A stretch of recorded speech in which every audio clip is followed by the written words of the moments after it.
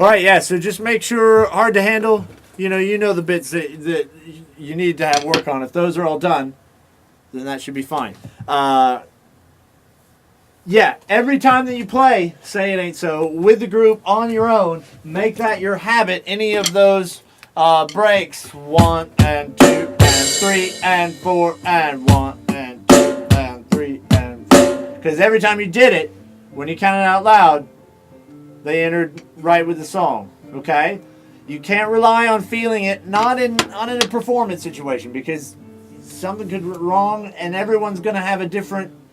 Degree of nerves. Okay, so if everyone's got to count it, and when you go into the workshop and you're not feeling it, you're counting it, then that's going to save you from me having a problem with that. All right, so that's good. Both of those fills are really. In fact, the second time that 40 and a 1. Really, really close. The second one, I'm going to play it right here. Other than coming out of it, the other problem that you run into is taking too much time on the longer notes. Not the fast note, not the...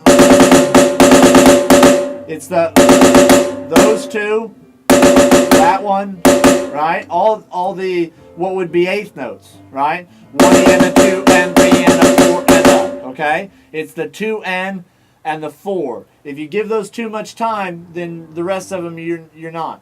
Okay? And that's a lot of people have a tendency. So just make sure you know what you're supposed to do, so you're not trying to think in the long notes what the rest of the fill is. That you just know it. And you can do it. All right? And that comes from just sitting down, and you can sit down and just do the fill. And then just go on. All right? But they're both not that far off. And then any of the heavy stuff, when you're really laying in the hi-hat, just make sure it doesn't speed up. That's also a very common thing that happens.